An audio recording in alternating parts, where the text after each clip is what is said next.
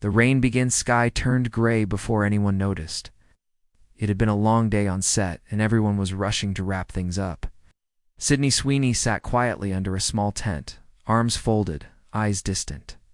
She had smiled all day for the cameras, taken direction after direction, and hit every mark perfectly.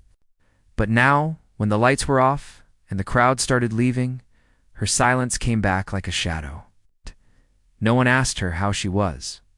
No one ever did. She didn't expect anyone to wait. Most people didn't.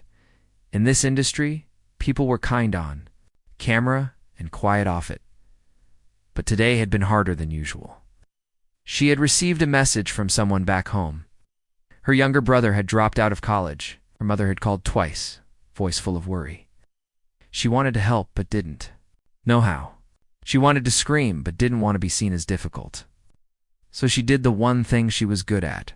She kept it all inside. Then the rain came, not a gentle drizzle. It poured like the sky had been holding back for weeks. One by one, crew members rushed to their cars. Umbrellas opened like shields. The set emptied fast. Sydney stayed seated, frozen for a moment. Her car was parked at the far end of the lot, maybe a 5-minute walk. She had no umbrella, no jacket, just a light cotton dress and her boots, both now soaked through. Her phone had died an hour ago, so she couldn't call anyone. She considered waiting it out, but the rain didn't look like it was going to stop. She stood slowly, brushing the water from her arms. Her shoulders sagged. Her mind replayed the datha, fake smiles, the director's rushed compliments, and the ache in her chest that kept growing. She took one step toward the road. Teeth clenched against the cold, and then she heard a voice. "You shouldn't walk alone in this." She turned. Keanu Reeves was standing there, in the middle of the rain, holding a black umbrella over his head. His coat was already soaked, hair dripping into his eyes. But he wasn't moving. He was just waiting, just looking at her. She blinked, confused, a little embarrassed. She didn't want anyone to see her like this, wet, tired, and on the edge of tears. "I'm fine," she said quickly. "Don't. You don't have to. I know," he interrupted gently. "But I want to." For a second, her throat tightened. She didn't know why. Maybe because it had been so long since someone simply chose to be kind without a reason. No cameras, no attention, just presence. "You'll get drenched," she whispered. "Already am," he smiled. "But we can share this. Come on." He took a slow step forward, lifting the umbrella high enough for both of them. She didn't move right away. It felt surreal. Keanu Reeves, Hollywood's most respected man, standing in a storm just to make sure she didn't have to walk alone. "Why are you really here?" she finally asked as she stepped beneath the umbrella beside him. His eyes met hers. They weren't intense or dramatic, just calm, just real. "Because you looked like you needed someone to be." They started walking. Neither of them spoke for a while. The rain tapped softly on the umbrella, like a slow rhythm keeping time. Their steps were in sync. The world around them faded into gray silence. Sydney glanced sideways. She had worked with many big names. Most barely noticed her. They were polite, sure, but distant. Keanu wasn't like that. He asked the lighting crew how their day was. Helped carry boxes when he thought no one was watching. And now, he was walking beside her with no reason at all. Just kindness. "I didn't think anyone saw me today," she murmured. "I did," he said. "You were strong." She shook her head. "I didn't feel strong." Sometimes strength isn't loud. Sometimes it's just showing up.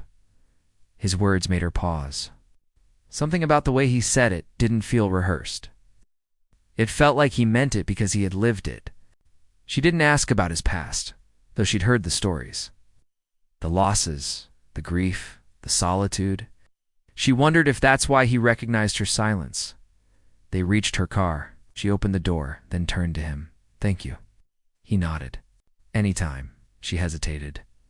"Do you want to ride back?" He shook his head. "I like the rain." And with that, he turned and walked away, the umbrella still in his hand. Slowly disappearing into the storm. She watched him for a long moment, heart beating slower now. Something had shifted. It wasn't fixed. Nothing big had changed. But for the first time in a while, she didn't feel completely alone. The voice she'd never expected next morning. Sydney woke up early, even though she had no call time. Her phone buzzed with notifications, interviews, scripts, event invites. None of it mattered. Something about last night still lingered. It wasn't the rain. It wasn't even the cold. It was the way Keanu looked at her, like he saw everything she'd tried to hide. She hadn't told anyone. Not her manager, not her closest friend. But in that 5-minute walk under an umbrella, it felt like someone had finally heard the silence in her chest. Sydney sat at her kitchen counter, staring at a cup of tea she didn't want to drink. Her brother hadn't texted back. Her mom had. Left another voice message. She couldn't stop thinking about the way her life looked so polished on the outside and so uncertain on the inside. Everyone thought she was rising fast, but no one knew what she was holding back just to keep going. Her phone rang again. Unknown number. She almost didn't answer, but her thumb moved before she could think. Hello? Her voice was small. Hey, it's Keanu. She blinked. Double quotes. How did you get my number? I asked. Production. Hope that's okay. There's no pressure. In his tone, no expectation, just patience. Like he knew she might hang up, and he'd be okay with that too. No, it's fine, she said, sitting up straighter. Just ... surprised. I just wanted to make sure you got home safe last night. I did. Thank you. There was a pause. Soft static. Then he added, You don't have to talk if you don't want to, but if you ever feel like grabbing coffee or just sitting in silence, ... I'm around. Her eyes stung a little. She didn't know why.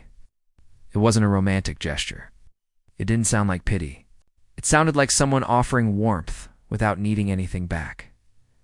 Okay, she said quietly. Maybe tomorrow? Sure, whenever it works for you. They hung up. The line went silent, but something inside her started to shift. It was small, like a thread pulling loose from a knot. But she felt it. The next day, they met in a quiet cafe on the east side of the city. Keanu was already there, sitting in a corner, sipping something warm, looking out the window like he was studying the world. He stood when she walked in, nodded, then motioned for her to sit. I didn't know what you liked, he said so. I didn't order for you. I like that, she smiled. Most people assume they ordered. Then, for a while, they didn't speak. The silence wasn't awkward. It felt safe. Like she didn't have to perform. Like she could just exist. Finally, she said, You ever feel like people expect you to be a version of yourself that doesn't even feel real? He looked at her, eyes thoughtful. Every day, he replied, especially when I'm smiling, and all I want to do is cry. She nodded slowly. Her voice was low when she spoke next. My brother's in trouble. I've been trying to carry it alone. I thought I could fix it, but I don't even know where to start. You don't have to carry everything alone, he said. I don't know how to let people in. And maybe start with a stranger, he said. Someone who doesn't expect you to be perfect. She looked at him again. Really looked. He wasn't just offering sympathy. He was offering his presence. No strings. No judgment.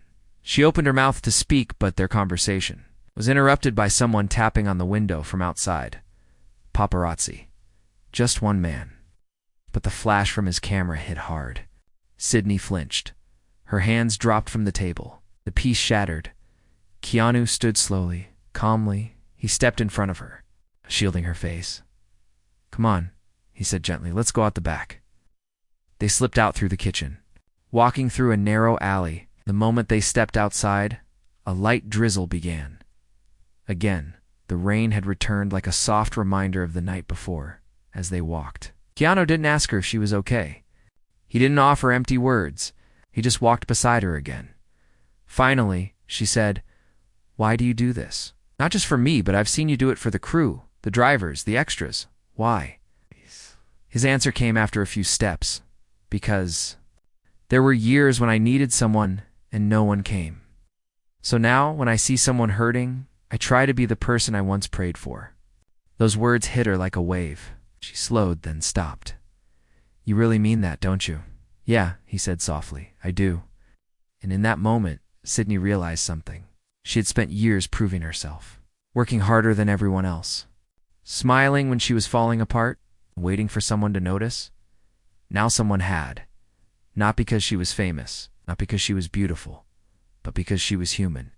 They stood at a crosswalk. She didn't say goodbye. Neither did he. Just looked at each other, the silence between them deeper than words. The light turned green, but neither of them moved. Something broke on Camerata weeks past. The world kept moving, loud and demanding. Sydney went back to work. Red carpets, talk shows, directors shouting across sets. She gave her best to every scene. She laughed when she was supposed to. Looked flawless in every photo. But inside, a storm was building. The pressure was back. The same old feeling that she wasn't allowed to be anything but perfect. If she looked tired, people gossiped. If she stayed quiet, they said she was cold. And if she spoke her mind, they called her difficult. No one asked how she was sleeping. No one cared that her brother hadn't answered her last 5 messages. Her mom's voice kept cracking over the phone, but all Sydney could say was "I'll send more money." She didn't know what else to do. The only quiet she found now was during rare moments when Keanu texted her, "How's your heart today?" He sent that message once. Not "How are you?" but "How's your heart?" She didn't reply right away, not because she didn't want to, because it was the first time someone asked the part of her no one else saw. When she finally wrote back, she said, "Tired." But beating? He responded with just one word, "Good."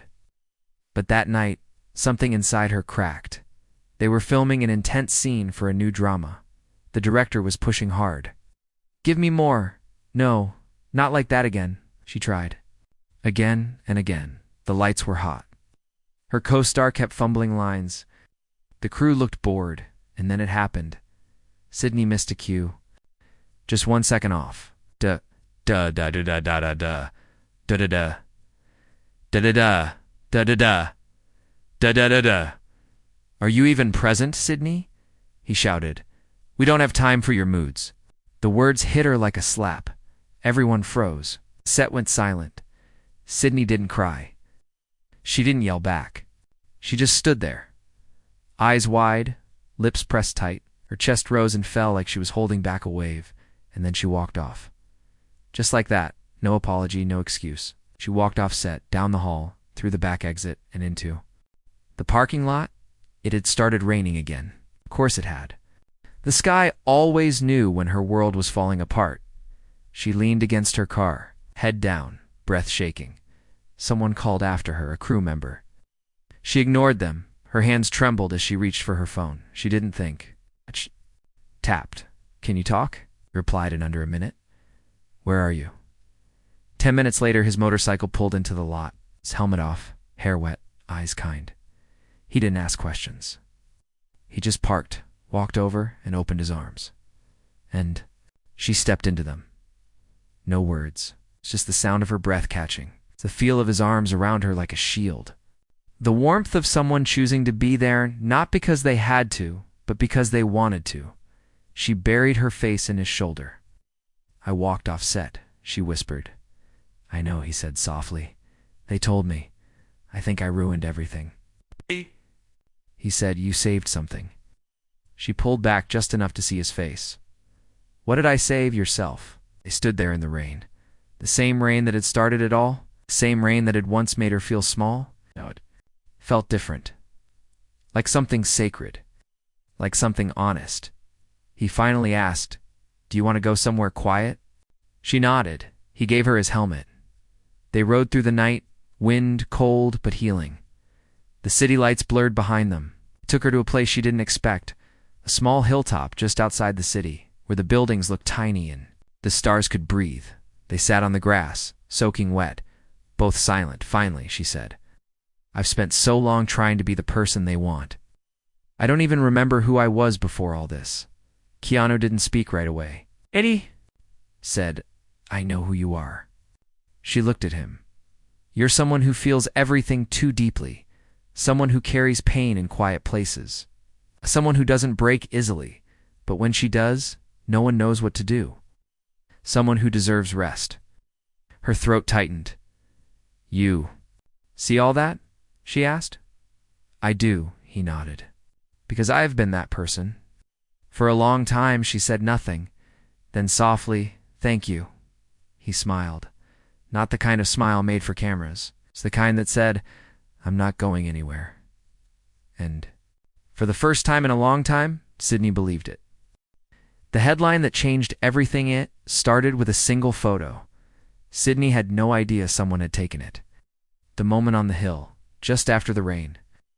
Just after the breakdown when Keanu had handed her a coffee from his thermos, and she had smiled, tired but real. Someone had been watching. The next morning, the photo was everywhere. Keanu Reeves comforts Sydney Sweeney after emotional walk-off. Sydney and Keanu's secret bond or something more? What really happened behind the scenes? It was wildfire. Gossip, blogs, morning shows. Radio hosts with fake concern in their voices. We just hope she's okay, they said, while replaying the photo again and again. Her team panicked. Her agent called 6 times before 8 a.m. Her publicist wanted a statement. Say you were going through a stressful week, the publicist said. Make it about exhaustion. Don't mention Keanu directly. But Sydney didn't want to lie still. She didn't want to expose the truth either. Not because she was ashamed, but because it was hers. Something gentle, something kind, something the world didn't understand. Keanu texted her later that day. Are you okay? She stared at the message for a long time, and she typed back, I don't want the world to turn you into a story just because you were kind to me. His reply came quickly. I've been in stories before, but this one, I'm not ashamed of it. Her chest ached. Meanwhile, the studio wasn't happy. A meeting was called. Executives, producers, her agent. A room full of people with fake smiles and shallow concern. You're talented. Sydney, one executive said, but we need to protect your image. She tilted her head. Protect it from what? From the wrong narrative. She held her breath, counted slowly. Her hands were cold. So the truth is the wrong narrative, she asked quietly. They shifted in their seats. What truth? Someone asked. And there it was. She stood up. Her voice didn't shake. The truth is, I had a hard day. And someone kind saw me. Not as a product, not as a brand. As a human being. The room went silent. She walked out. Again, that night, she didn't cry. She didn't call anyone. But when she stepped outside her building, the rain had started again. And there he was, Keanu. No umbrella this time. Just a quiet presence. She walked up to him. Didn't say a word. Just hugged him. People across the street took pictures. Phones flashed. But for her, it was just him. Just the sound of his breath. Calm he brought without trying. Later, in a small diner far from downtown, she finally asked him something she had been holding in. How do you stay so grounded? After all these years? After all the noise? Keanu stirred his coffee and said, because I lost things that fame couldn't give back. So I stopped chasing what couldn't keep me warm. She looked at him carefully. You mean love? He nodded, and peace, and real connection. She whispered, I'm scared I'll lose myself if I stop playing the part they expect. Then stop playing it, he said gently, before you forget who you really are. Her eyes filled. But she smiled. You make it sound so easy. It's not, he admitted, but it's worth it. They sat in silence after that, the kind of silence that feels like healing. When they left the diner, more cameras were waiting. Keanu took her hand. Not for the headlines, not to make a statement, just because he knew she needed someone to stand beside her and not walk away. When silence turned to thunder days passed, but the noise didn't fade, articles kept pouring in. Keanu and Sydney on expected romance or Hollywood strategy, one blog wrote. Is this a real bond or just another media distraction? But neither of them answered. Keanu didn't need to. Sydney didn't want to, because this wasn't about headlines. It was about something quieter, something real. Still, the pressure mounted. Studio calls turned colder. Her publicist grew distant. Brand deals began to question her reliability. One sponsor said, we love her, but the emotional drama isn't great for our image. Her hand shook when she heard that, like her pain was a problem, like her humanity was a weakness. One morning, Sydney sat alone in her apartment, blinds half closed, rain tapping softly on the windows. Her phone was face down on the table, vibrating. With calls she didn't want to answer, she picked up her journal. The pages were messy, torn in places. Some were blank. Some had sentences scratched out so hard they left holes. But on one page, she had written something simple. I don't want to survive this life pretending I'm okay. I want to live it, knowing someone sees me even when I'm not. And then her doorbell rang. She opened the door to find a small brown box on the floor. No note, no name. She brought it inside, opened it slowly. Inside was a book, old, worn. She opened the cover. A sticky note was pressed inside. This helped me once. Maybe it'll help you too. No pressure, just pages. Her fingers trembled slightly. It was something so simple, so thoughtful, and it reminded her kindness doesn't always come loudly. Sometimes it comes quietly, in a book left it. Your door? She called him that night. Thank you, she said softly. You're welcome, he replied. Can I see you? He didn't say yes. He just said, I'm already outside. He was. They went for a drive. No plan. Just the road. And the sky. They talked about little things, childhood memories, movies they loved, dreams they hadn't told anyone. Then she asked him something unexpected. Do you believe in second chances? She said. He looked at her. The streetlight hit his face gently. I believe in third, fourth, fifth chances, he said. As many as it takes, even in this world, especially in this world. Her voice lowered. I think I forgot how to believe. Then borrow mine, he said. And that was the moment she let herself cry, not because she was broken, but because someone had just offered her something more valuable than fame or praise, belief. But the world wasn't done testing them. The next day, a talk show aired an unapproved interview. A former crew member from the film set made bold claims. Keanu's trying to rescue her, he said on live television. She's unstable, too emotional. They're both going to burn for this. The video went viral, phones exploded. Panicked. Social media lit up. By afternoon, Sydney's name was trending, not for her talent, not for her strength, but for being the girl who cried on set. She stared at the screen, feeling her stomach twist. They don't even know me. She whispered. Keanu arrived at her door before she called. He didn't ask if she was okay. He already knew. We can fix this, he said. No, she replied. I don't want to fix it. I want to face it. He raised an eyebrow. Then I'll stand beside you, he said. The next morning, Sydney posted something on her own. A video. No makeup, no filters. Just her. I'm not perfect, she said. I get tired. I cry. I break. But I also get back up. And I don't need to be rescued.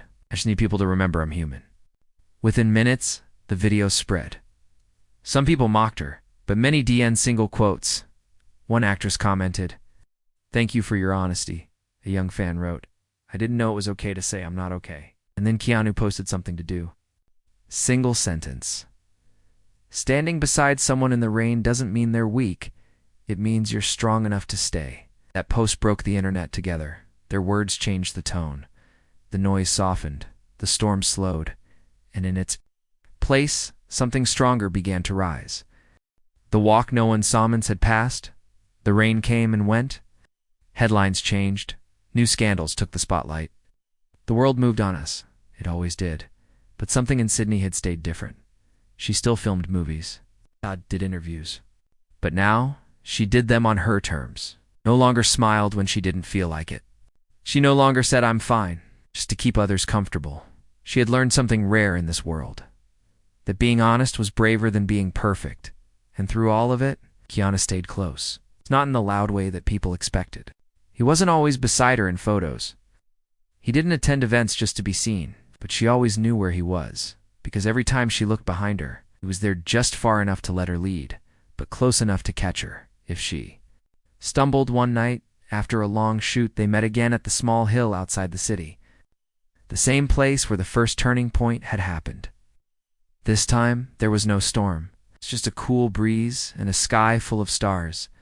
They sat on the same patch of grass, legs stretched out, silence between them, finally. Dude, you ever think about what would have happened if you hadn't waited in the rain that night? Keanu glanced over at her. I do, he said, and it scares me. Why? Because I think you might have walked alone, and maybe never stopped. Walking. She nodded slowly. Not because it hurt, but because she knew he was right. And you, he asked quietly. Do you ever think about what would have happened if you hadn't let me in? She smiled, eyes soft. I think I'd still be trying to prove something. To people who never cared. And now I only try to be real, not perfect. Just ... real. They looked out over the city lights, twinkling like quiet applause from the universe itself. Then she said something she had never said to anyone before, you know? You didn't just walk beside me in the rain, you waited. When everyone else left, you stayed. That's what love does, he whispered. It waits, it sees. It doesn't need a spotlight to shine. She turned to him, eyes wide, heart open. Was it love for you? He nodded once. From the beginning? No, he said. Not from the first look, not even from the first talk, but from the first silence. ... Yes, the first time you didn't need to speak, and I still understood. A tear slipped down her cheek, not from sadness, but from the kind of peace that only comes after chaos. I think I love you too, she whispered. Then walk with me, he said, not into the future. Not toward a promise, just in this moment. Just tonight, they stood hand in hand and began to walk. No cameras, no fans, no red carpets. It's gravel under their feet and stars above them. The rain didn't come this time, but even if it had, they wouldn't have noticed because they had already learned. Something stronger than fame. That love doesn't need a stage. Kindness doesn't need a reason. And the quietest gestures often echo the loudest in the hearts that need them most. They kept walking, side by side. No longer strangers, no longer hiding, just two souls who had found peace in each other and in the silence they once feared.